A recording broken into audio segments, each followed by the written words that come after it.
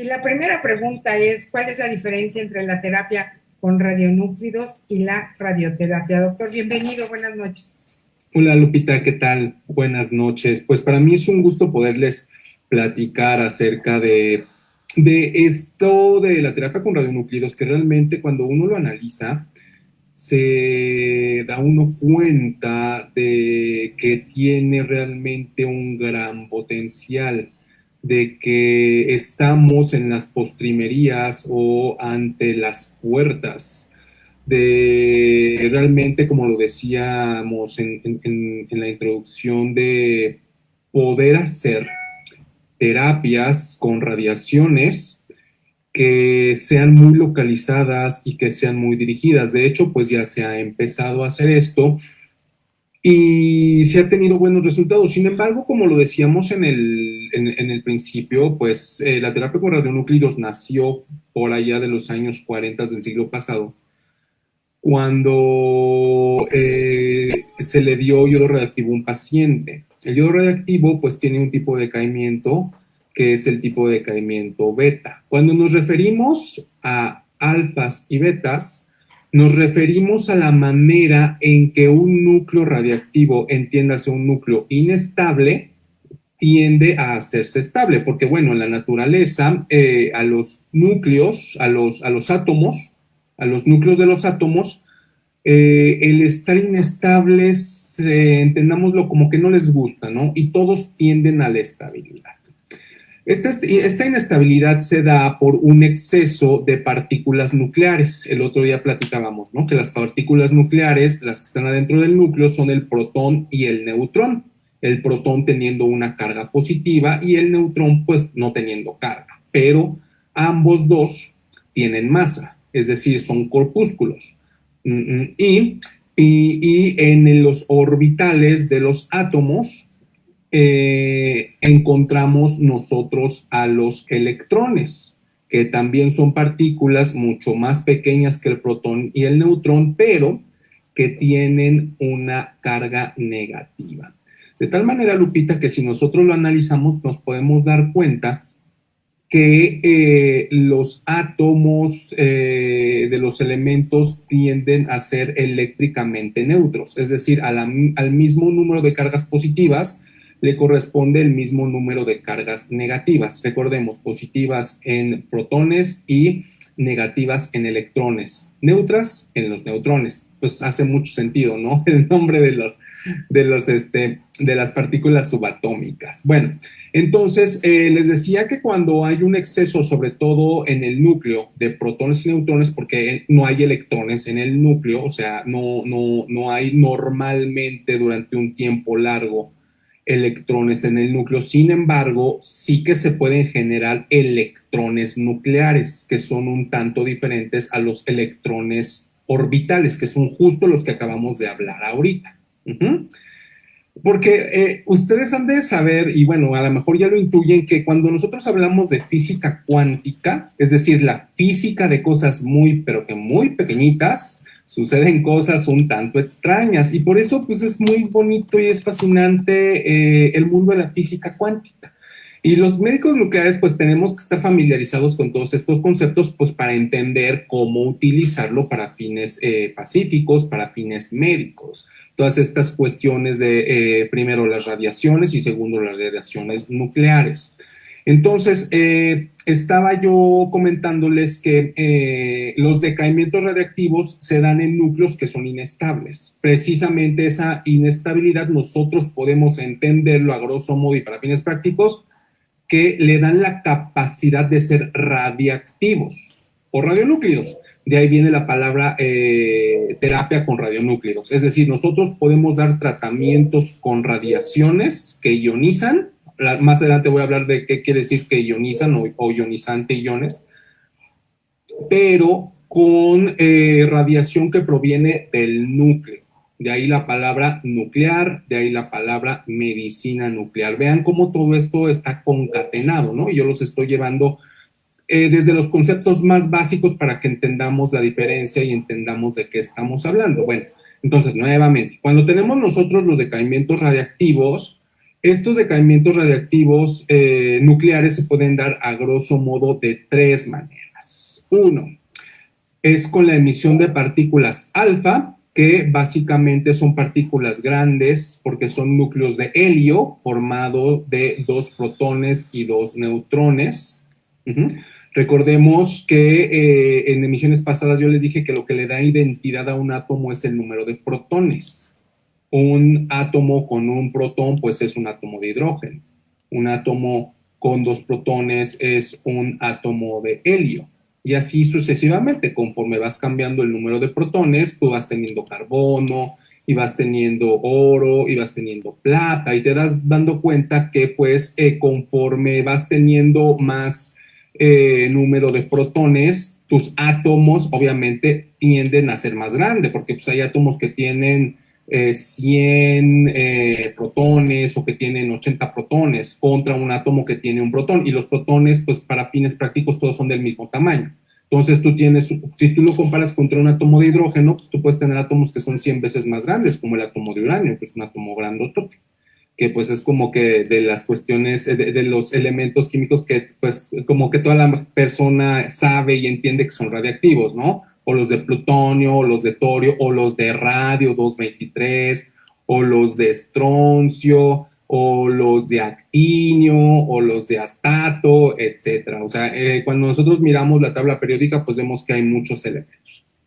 Entonces, estábamos diciendo que las partículas alfa son partículas, para fines prácticos, son átomos de helio.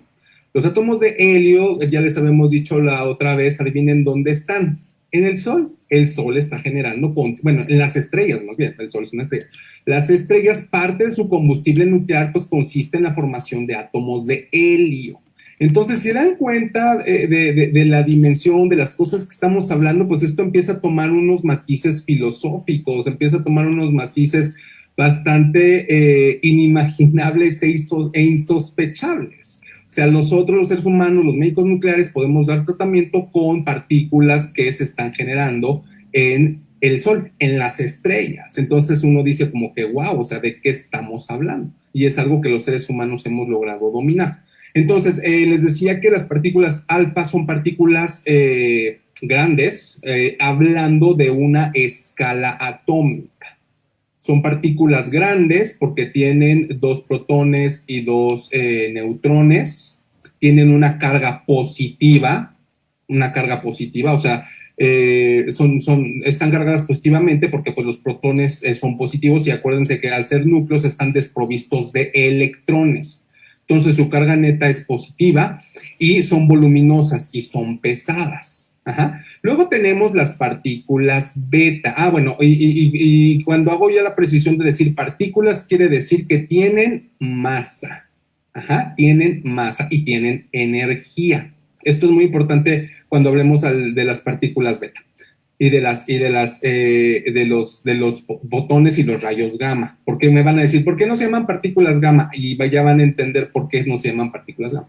Entonces, cuando nosotros tenemos los decaimientos beta, estos decaimientos beta se dan cuando hay un exceso de neutrones en los núcleos.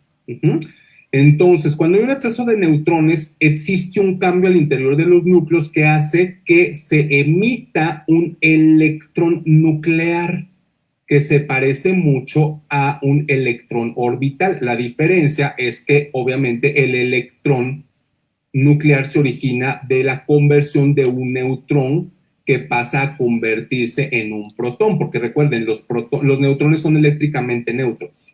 Ajá. Si de ese cambio emerge una partícula pequeñita que tiene una carga negativa, pues ya se pierde la identidad de neutrón porque ya está cargado positivamente. Entonces, se puede convertir en otro elemento porque ese neutrón se convierte en un protón. Y recuerden que la identidad nuclear la da el número de protones. Y aquí viene otra cosa muy, muy interesante. Me estoy como que haciendo muchos paréntesis, pero de verdad son cosas tan fascinantes que parecen fantasía, pero, o sea, ocurren en la realidad. Entonces, aquí ocurre una cosa muy, muy interesante y bueno, también ocurre con el decaimiento por positrones, que bueno, no vamos a hablar tanto del decaimiento por positrones porque ese pues no se utiliza para terapias, se utiliza más bien para imágenes. Eh, Cuando hay un cambio de la identidad nuclear, se puede lograr, Lupita, el sueño de los alquimistas, convertir elementos en oro. ¿Qué es lo que pasa? ¿Y por qué no es que lo hacemos todos los días? O convertirlo en platino, o convertirlo en metales preciosos. ¿Por qué no lo hacemos todos los días? Pues porque es mucho más caro convertir oro mediante los productos de un ciclotrón o los productos de un reactor que minarlos de la corteza terrestre. Pero en teoría eso es factible, Lupita. O sea, tú dirías, wow, o sea, hace tantos siglos que los seres humanos están pensando en esas cosas y llega de repente la tecnología médica, las capacidades que tenemos y lo que antes era imposible, ahora ya es posible. Entonces, todas esas cosas son increíbles. Y cuando tú lo ves como médico nuclear, dices, o sea, es que es muy padre que yo como médico tenga contacto directo con estas cosas, que yo como médico nuclear esté haciendo estas cosas en nuestro día a día. Entonces, te decía que las partículas beta son electrones nucleares que se originan en el núcleo, tienen una carga negativa y, bueno, son expelidos. Esta partícula también está cargada, pero tiene una carga, como ya dije, negativa y también tiene masa, pero es una masa mucho más pequeñita que la masa de una partícula alfa. Rápidamente un paréntesis. ¿Por qué no se puede hacer terapia con radionúclidos con positrones? Si usted, doctor, me acaba de decir que también son electrones A, porque los positrones tienen una carga positiva, por eso se llaman positrones. Y sucede que cuando los positrones se originan del núcleo, en núcleos que tienen exceso de protones en relación con los neutrones o deficiencia de neutrones, si se quiere ver desde ese punto de vista, un protón se convierte en un positrón, es decir, en un electrón negativo, y al perder una carga positiva, pues queda con carga neutra y entonces deja de ser un protón y se convierte en un neutrón. Pero también hay un cambio de la identidad nuclear, porque recuerden, cada vez que se gana o se pierde un protón, se cambia la identidad del átomo en donde sucedió ese proceso. Entonces, ¿por qué no se puede hacer terapia con radionúcleos con positrones? Pues en cuanto se emite el electrón positivo, un electrón orbital con carga negativa lo atrae, se encuentra en la materia con la antimateria, se aniquilan y deja de existir el positrón. Y da lugar a un rayo gamma. De hecho, da lugar a dos rayos gamma. Y esos rayos gamma, bueno, pues nos sirven para hacer imágenes. Y aquí ya entramos a los famosos rayos gamma. Entonces, ¿por qué no decimos partículas gamma y decimos rayos gamma? Ah, porque los rayos gamma son pura energía en el vacío. Y es hasta el momento en que interactúan con la materia que se convierten en partícula y esa partícula se llama fotón. Es una partícula muy energética de luz, pero que muy, muy, muy, muy energética. Y estos fotones sí pueden provocar algunas interacciones con la materia, pero en términos generales, o más bien, no son útiles para los fines de la terapia con radionúcleos, pero sí para generar imágenes por gammagrafía. Por eso se llaman gammagrafías, porque están generadas a partir de partículas gamma. Y también la tomografía por emisión de positrones es medicina nuclear en el sentido de que la imagen final, la causa final que genera la imagen de la tomografía por emisión de positrones no es el positrón tal cual, son los rayos gamma que se generan de la aniquilación de la partícula, el electrón orbital con su antipartícula, el positrón. Aquí otro término bastante interesante, ¿no? La materia y la antimateria. O sea, suena muy metafísico, suena muy esotérico, pero, o sea, es algo con lo que estamos teniendo contactos médicos nucleares día a día. ¿Y por qué se llamaron alfa, beta y gamma? Pues siguiendo el orden del alfabeto griego. Alfa, beta y gamma. Entonces, estas partículas, como ya lo dije, para las partículas gamma, pues interaccionan con la materia, porque, bueno, pues no es de que salgan y ahí se pierdan, ¿no? Recordemos unas leyes fundamentales del electromagnetismo, en donde nos dicen que partículas con cargas iguales se repelen y partículas con cargas diferentes se atraen. Y esto, bueno, pues también aplica para las cuestiones de las cargas de las partículas beta y las partículas alfa. Los positrones y los rayos gamma, pues, no son particulados y, muy importante, no tienen una carga, o sea, no son ni positivos ni negativos, o sea, simplemente son eléctricamente neutros, pero son muy energéticos. Entonces, al ser muy energéticos y las otras partículas, al tener una carga y tener también una energía alta, tienen una capacidad importante, que es la capacidad de ionizar.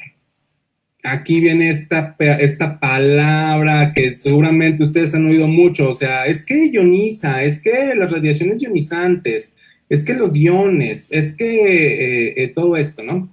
Entonces, estas radiaciones ionizantes tienen la capacidad de arrebatarle un electrón a un átomo de cualquier elemento. Y dijimos que normalmente los átomos de cualquier elemento, carbono, oxígeno, nitrógeno, tienden a ser eléctricamente neutros. Es decir, al mismo número de protones le corresponde el mismo número de electrones. Y también eso en las moléculas orgánicas, como la molécula del ADN, Lupita, o como las moléculas de la respiración adentro de las células, etcétera, ¿no? Las moléculas de las proteínas, de los aminoácidos, de los lípidos y de, bueno, todo lo que está constituido en nuestro cuerpo. Entonces, el tener la capacidad de ionizar, es decir, de arrebatarle la estabilidad electrónica a los átomos al quitarle un electrón, pues esto da pie a una cascada de muchas reacciones químicas, bioquímicas, eléctricas, que pueden o no culminar en un daño irreversible de cualquier célula viva. ¿Y de qué depende que culmine o no en un daño irreversible? Pues de la capacidad que tenga el cuerpo de autorrepararse y de la cantidad de radiación que el paciente haya recibido. De tal manera que, como te decía el otro día, ¿no? Es claro que la radiación para fines diagnósticos, incluso la radiación para fines terapéuticos, está súper bien estipulado, está bien controlado hasta qué nivel es seguro.